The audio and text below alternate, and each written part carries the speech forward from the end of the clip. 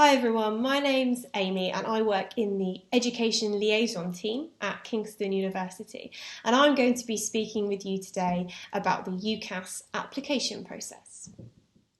Normally when I deliver this presentation, it might be in one of our lecture theatres or maybe it's at a school or college, and I'll start by asking if anyone knows what UCAS stands for.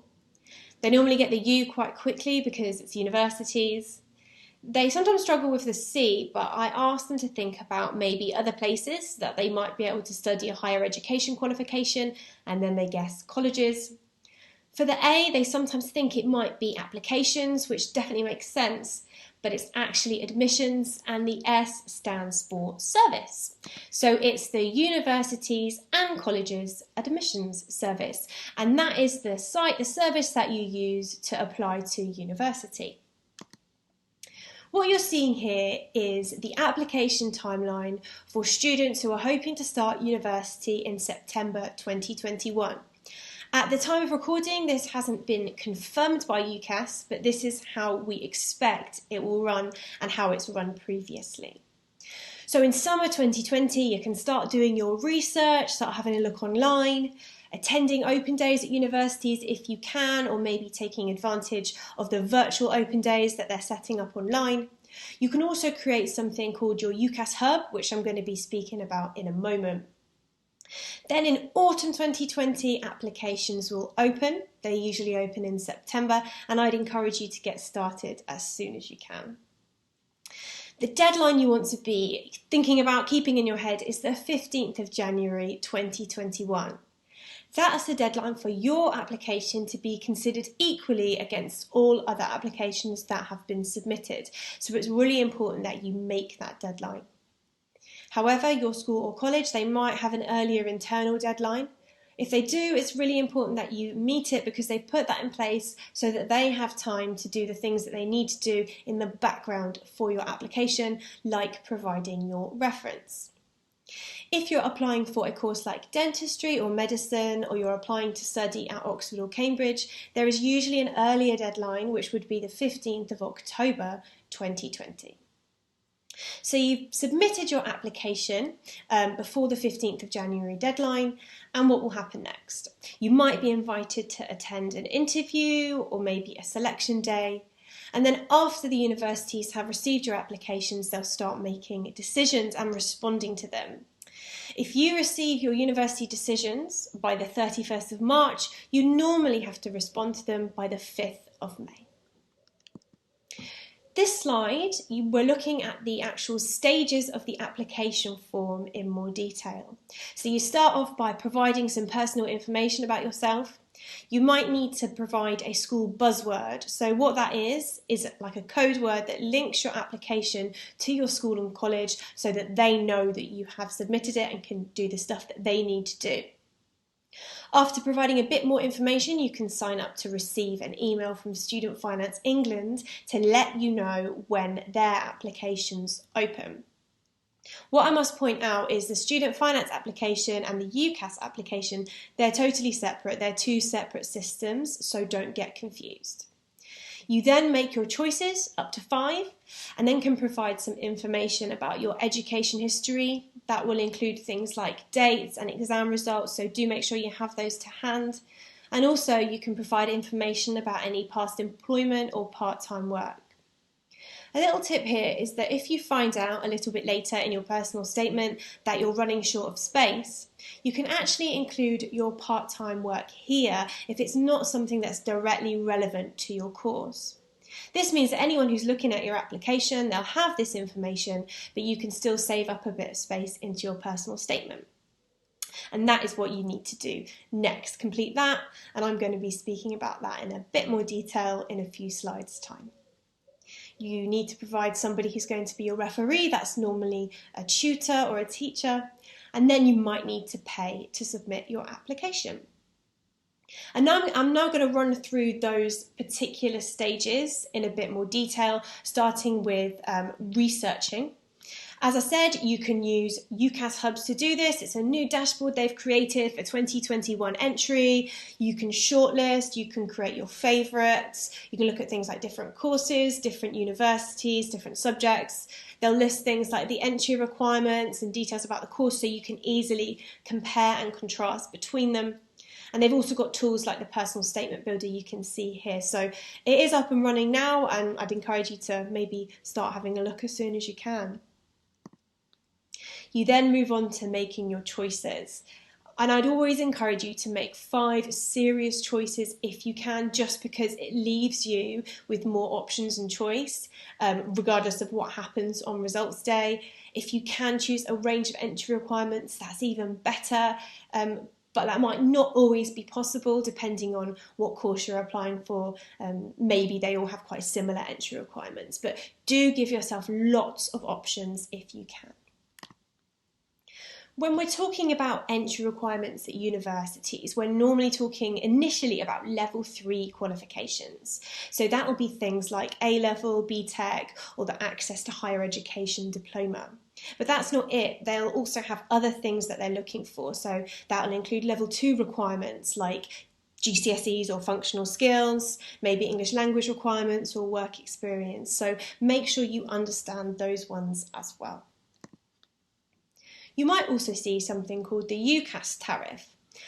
Not all universities use it, but all this is as a numerical kind of scoring system that is attached to different level 3 qualifications. So this would be used so that a university, instead of saying we want BBC at A-level and DMM at BTEC, they can just say they want 112 UCAS points, and that's applicable across a huge range of different level 3 qualifications. It's kind of a way for the university to be more inclusive of all the qualifications out there. UCAS actually have their own UCAS tariff calculator. You can find that on their website, and it'll help you add up the qualifications that you have and find out what kind of UCAS points you'll be looking at. So you might find that useful. You then move on to writing your personal statement. It's something that students often really worry about, but don't panic. There's loads of tools out there to help you. There's lots of guidance, there's lots of structures that you can follow, and usually once you get going, you'll find that it actually isn't that bad. What is it? So it's an initial statement of 4,000 characters and about 1 A4 page. It might sound like that's quite a lot, but actually you might find that you fill it up quite quickly. In simple terms, what you're focusing on is why do you want to study your chosen course and why are you suitable for your chosen course academically? That's it. That's what it breaks down to. I'm not going to cover this in too much detail because we actually have another fantastic presentation on personal statements, but I am going to give you a few hints and tips that you can start thinking about. You can use loads of online tools, as I've said. So at Kingston University, we have a workbook that you can order and work through at home to help you with putting that statement together. UCAS have their own personal statement guide as well that asks you some questions and kind of formulates the statement for you. So do have a look online and see what's out there to help you. Don't be too humble. So students often tell me that they find it a bit awkward or a bit cringy to talk about themselves in such a positive or maybe braggy kind of way, and they don't really find it comfortable doing it. What I'd say is that unfortunately it's something that you're going to have to do. Everyone else will be doing it. You don't want to put yourself at a disadvantage. When you go into the world of employment, you're going to have to learn to talk about yourself in that kind of way. So try to get comfortable, speak to your friends and families and tutors, and I'm sure they can get you started in ways that you can talk about yourself positively. Do spelling and grammar checks, so we all make mistakes, but make sure you proofread and run it through a spell checker because it just looks like you haven't taken enough time to write your statement and look over it. Give specific evidence and examples. Anyone can say, I'm great at communicating with different groups of people. Okay, but if you can say, I volunteered for a few days at a local care home, I was able to communicate with vulnerable people using different kind of styles, and I feel like these skills will support me in my adult nursing degree. Then that's fantastic. That's exactly what you need to do, because you're talking about the skill that you've got, an example of how you've gained it or demonstrated it, and you've linked it to your course. So follow those steps with every example you give throughout your personal statement. Don't repeat information already included on the UCAS form. So anyone who's reading your personal statement, they're going to have your whole application right there.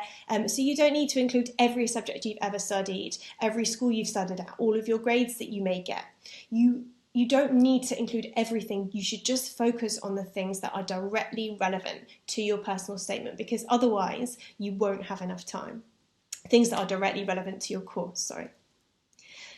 Get a second opinion, but you don't always have to take it, because the personal statement is just that. It's something that's quite personal. So listen to what everyone's saying, have a think, reflect on it, and then decide what is the best way forward for you, because you'll find that people have conflicting opinions anyway.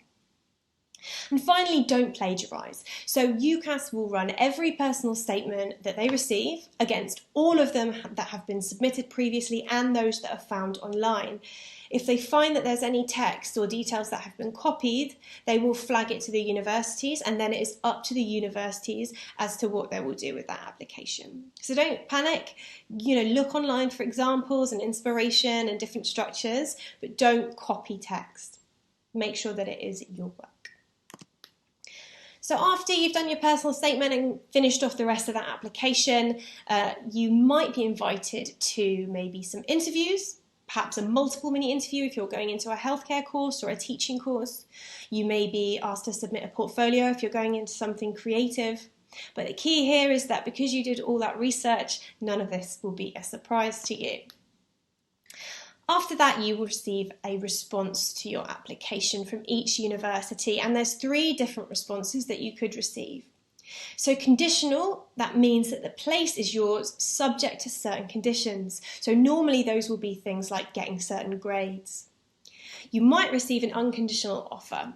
So this might happen maybe if you already meet the entry requirements, or perhaps if the university has looked at your application, maybe they've looked at your personal statement, they think it's fantastic, and they're in a position to be able to offer you an unconditional offer. So that means that the place at that university is yours. If you receive an unconditional offer, it is so important that you keep working through and pushing hard in your level 3 qualifications, because you will need those for the rest of your life. You will need them at university. Some offers are also subject to occupational health screening or maybe a DBS check, depending on the type of course you're going into. Before you reply, you need to compare all offers that are received, and you make one firm choice, that's like your first choice, and then your insurance choice, which is your backup, perhaps if you don't meet the conditions of your firm choice. You can see here you've got 2 examples. So the one on the left is a student who has chosen a firm and an insurance with the same entry requirements. Sometimes you can't help doing that, but the disadvantage is that if you don't meet the entry requirements of your firm, then you don't meet the entry requirements of your insurance either, so it doesn't actually come into play. What the student on the right has done is their firm choice is 128 UCAS points and their insurance is 112. So you can see how that would act as a safety net for them. If you receive your decisions by the 31st of March, you must respond by the 5th of May. And if no offers are made or accepted, you can enter UCAS Extra or Clearing. So whatever happens, there is always another route for you to get into higher education if you decide that is the right decision for you. That's it from me. Thank you very much for listening, and best of luck with your applications.